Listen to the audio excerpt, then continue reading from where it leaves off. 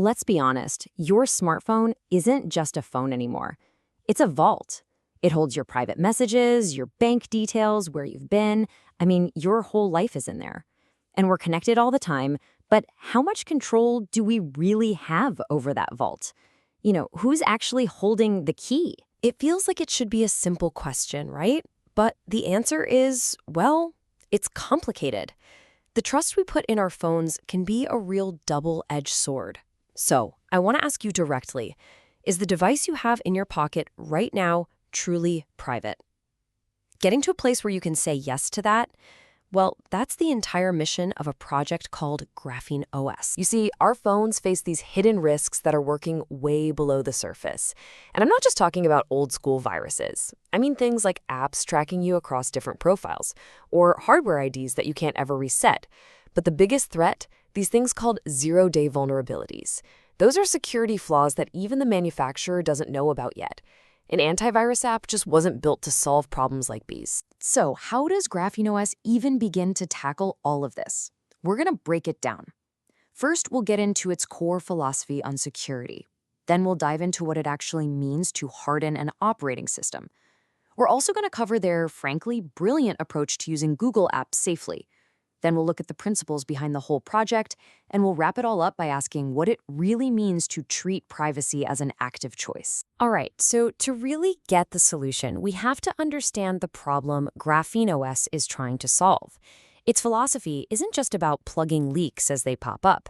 It's about building a much, much stronger wall from the very beginning. This quote from the project itself really gets to the heart of it. See, most security out there is reactive. A flaw is found, a patch is made. But GrapheneOS focuses on the great unknown, those zero-day exploits that the bad guys find first. So the goal isn't just to patch holes. It's to make the whole system so tough that those exploits just fail. They can't even get started. And that brings us to this idea of a hardened operating system. Think of it like a fortress. Hardening isn't about adding a bunch of new bells and whistles. It's about reinforcing the foundations and stripping away every single possible weakness. GrapheneOS does this in two main ways. First, by shrinking the attack surface, and second, by using some really advanced exploit mitigations. So, that first layer of defense is attack surface reduction. And the logic here is super simple but incredibly powerful. If a piece of code isn't running, it can't be hacked. So GrapheneOS goes through and systematically shrinks the target. It turns off non-essential features by default. Nothing is exposed until you, the user, say, yep, I need that. So what does that actually look like day to day? Well, things like NFC and Bluetooth, they're off by default. When your phone's screen is locked, the USB port automatically switches to a charge-only mode, which blocks any sneaky data transfers.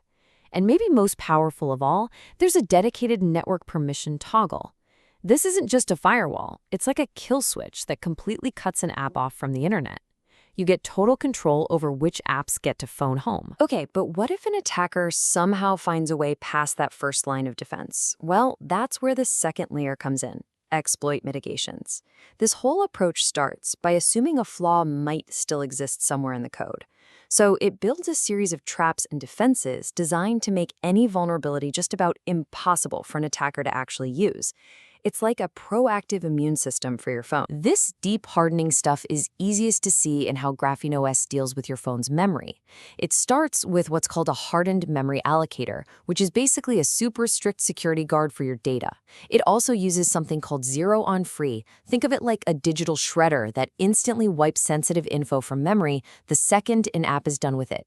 It also creates these guard regions, like little digital buffer zones to spot attacks, and it uses enhanced randomization to constantly shuffle the memory around, making it a chaotic, unpredictable maze for any attack. All right, now for the big one, the elephant in the room. What about Google? I mean, for most of us, living completely without certain Google apps just isn't realistic. GrapheneOS has a really brilliant solution for this that doesn't blow up the system's security. The whole approach is simple. It gives Google a guest room, but it never, ever gives it the keys to the house. The tech that makes this whole thing possible is called sandboxing. A sandbox is just a secure, isolated container that lets a program run without messing with anything else in the system. GrapheneOS takes the entire Google Play suite and installs it inside one of these sandboxes, treating it just like any other app with zero special privileges. And this, right here, is the fundamental difference. On a standard Android phone, Google Play is woven deep into the fabric of the operating system. It has all these special system-level privileges. On GrapheneOS, it's just a regular app. It lives in its little sandbox, it has to ask for permission just like everything else, and it has absolutely no special access to the rest of your phone. Period. So what does this mean for you? It means you are 100% in control. You get to choose whether you even want to install Google services. And if you do, they're stuck in a specific profile. They can't see your other data. This gives you the app compatibility you need without giving up the core security of the OS. It's basically compatibility on your terms. But look, technology is only half the story, right? To really trust a security project, you have to understand the principles that are guiding it. So let's take a look at the philosophy and the people behind GrapheneOS. This is so important. GrapheneOS is a nonprofit. It's funded entirely by donations. That structure immediately removes the classic conflict of interest that comes with trying to make money. Its only incentive is to protect its users. The entire project is also fully open source, which means anybody, any expert, any curious person can go in and inspect the code to make sure it's doing what it says it's doing. That kind of transparency is absolutely essential for trust. Now, this brings up a really common question. Why does GrapheneOS only support Google's Pixel phones? The answer is just an uncompromising commitment to security. GrapheneOS demands a foundation of specific hardware security features, things like memory tagging at the CPU level and a dedicated Strongbox chip for security keys that Pixels provide out of the box. So supporting only the best hardware isn't a limitation. It's actually a core part of the security model. And you should know, this is not some hobby project that gets updated once in a blue moon. GrapheneOS moves fast. It consistently integrates the absolute latest Android security patches, a lot of times on the very same day they're released. This is a project in constant motion, and it's backed by a really active and dedicated team. So after all this, the tech, the philosophy, we kind of circle back to where we started, with that question about privacy. But maybe we've been asking it the wrong way. The real issue isn't just, is privacy possible? But more like, are you truly given the power to choose it? At the end of the day, GrapheneOS isn't just another set of privacy apps or a few extra settings. It is a fundamental re-architecture of a mobile operating system. And it's all built with one goal in mind: to put genuine control and real choice squarely in your hands. So let's just quickly recap the big takeaways here. First, real security means being proactive against threats you don't even know about yet. Second, you really can have app compatibility without giving up control. Third, top-tier security needs that partnership between hardware and software.